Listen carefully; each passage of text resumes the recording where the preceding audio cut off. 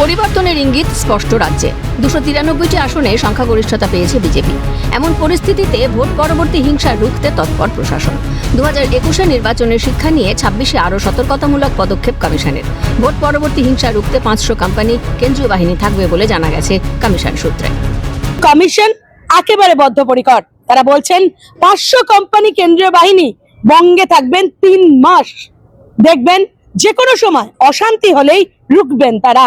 রাজ্য পুলিশের সাথে কাঁধে কাঁধ মিলিয়ে তারা বিভিন্ন জায়গায় থাকবেন এবং মানুষের মধ্যে যদি কোথাও অশান্তি সৃষ্টি হয়, যদি তাদের হিংসা হানাহানির মুখোমুখি হতে হয়, তখনই সামলাবেন তারাই।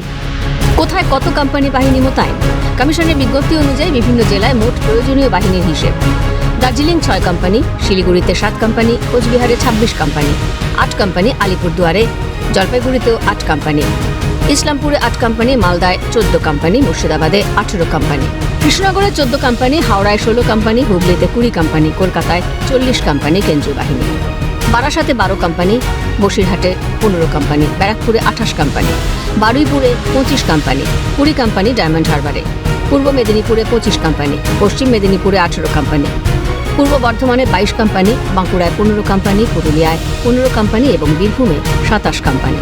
এই ডেপ্লয়মেন্ট প্যাটার্ন থেকে স্পষ্ট, জনঘনত্ব বেশি এবং রাজনৈতিকভাবে সংবেদনশীল এলাকা যেখানে, সেখানেই বাহিনীর সংখ্যা বেশি। সব মিলিয়ে বহুস্তরীয় নিরাপত্তা বলয় গড়ে তোলা হচ্ছে। রক্তপাতহীন নির্বাচন তারা করিয়েছেন। এবার ভোট পরবর্তী হিংসা সামলানো বা ভোট পরবর্তী হিংসা না করাটাই সব থেকে বড় চ্যালেঞ্জ কমিশনের, এবং কমিশন সেই চ্যালেঞ্জ নিতে একেবারে অগ্রগণ্য। ক্যামেরায় নিখিল দাসের সাথে অভিরূপা হাজরা, ক্যালকাটা নিউজ।